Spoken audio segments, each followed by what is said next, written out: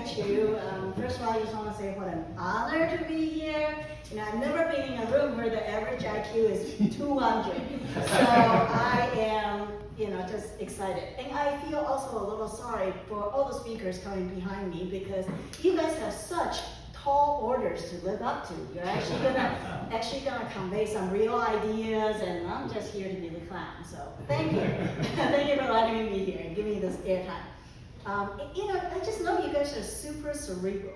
I mean, Crimson conversations. Your football cheer is what? Go Crimson, right? Right? Okay, you probably don't, none of you probably don't know football, that's my guess.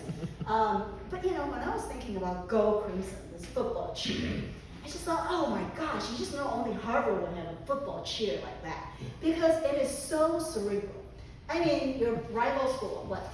Princeton are like the Tigers, and you've got Yale is the Bulldogs, and they're animals, concrete ideas.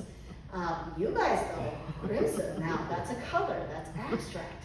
So imagine this, you're thinking about football and thinking about it conceptually. The Tigers, and the whole team of little Tigers, and Bulldogs, the whole team of little Bulldogs.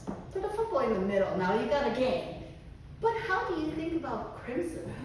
Is it like a puff of red smoke that just kind of like materialized and levitated the football?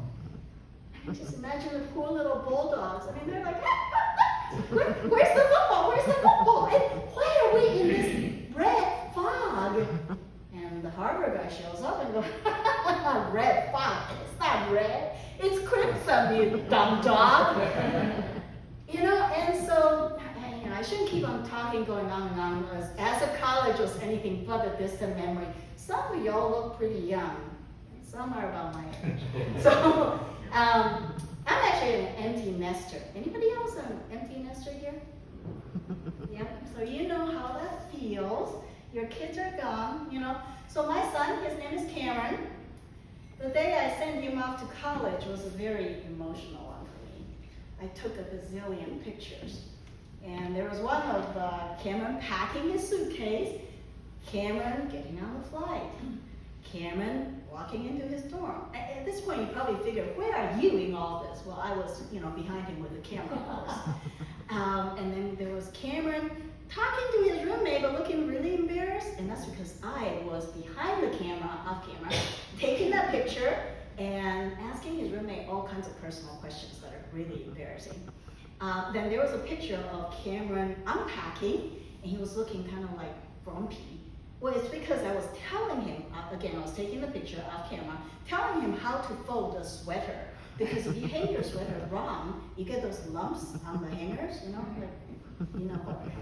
the ladies do, the guys are like, it's probably because we're guys hanging sweaters. So there was the last picture though, and that's the one that broke my heart. It was Cameron saying goodbye to me. Happy. Yeah, he's just so happy. I mean, how could he? I was heartbroken. But I pulled myself up and spent the rest of that week posting pictures on Facebook. #blessed. Yeah, you guys probably don't do hashtag, huh? Okay, well anyways, I didn't feel very blessed. In fact, I was feeling kind of like sick to my stomach. My little bird has flown the nest. He's gone, and I am just irrelevant. My job is done. Goodbye, I'm not mom anymore. So I went to see my therapist. My therapist was one of those super positive people. So she said, why don't you think about what you can now do being child-free? All the things that you wanted to do but never could because you're the mom. I thought about it, and I went home and I cleaned Cameron's room. With him not being there, the room actually stayed clean, so it's really pretty magical. And then I got a bunch of ice cream, and I went home and I binge-watched Bridgerton. So I get the sense that a lot of you are too serious to be watching something like Bridgerton, so I have to explain to you this show. First of all, it's on Netflix. Give it a try, you might like it. Bridgerton is essentially about a show about hunting season in the 1800s. So you see, all the young men and women are out there hunting for their spouses. And so it's just like Jane Austen, but given this is Netflix and modern audiences, it's got sex in it. And so, you know, so essentially it's all these beautiful actors and actresses. They're young and they're of marriageable age, right? So it's exactly just like Jane Austen, except I think they put zippers on their costumes so it comes off easily, and that's the one anachronistic thing that they did in the show. There were some main characters like that. They're all beautiful, and then the side characters are sort of like friendly park rangers or something, you know, like they're out there. There is very important people actually. There was a queen, there was a duchess, and there was this very, very successful town gossip. And all of them have so much time because all day long, all they're doing is to, you know, just meddling and matchmaking. That's all they do all day. And especially there was this viscountess. You know what a viscountess is? Yeah. So a viscountess was this very, very successful mother. She has like 7 children, so she was very productive in her days. She just spent all her time scouting for potential spouses for her kids. And so that's when I go, aha, I got an idea. I didn't have to be irrelevant. I didn't have to accept that lot in life. I could absolutely make myself relevant again by working on Cameron's love life. So I called Cameron up and I said, hey, you know, where do hip young people hang out nowadays? Because my plan was that I was going to infiltrate those places and go find him a wife.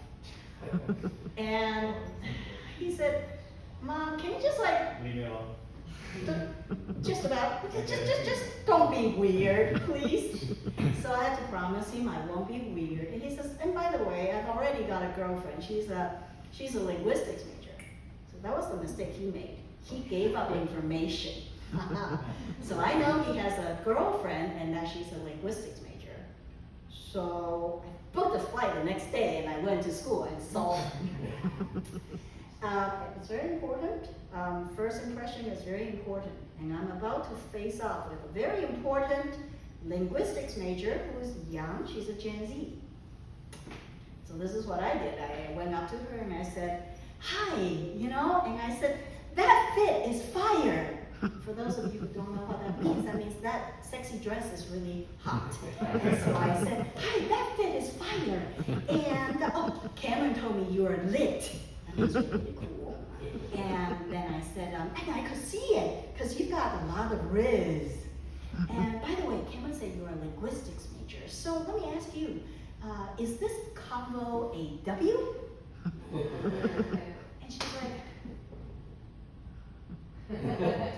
W was in weird? And, but I have to tell you, you know, at least I'm no longer irrelevant because I was a trendsetter. I was weird before weird was a thing. And before this gets any weirder, I'm just gonna hand the microphone, we don't have one, back to Sandra.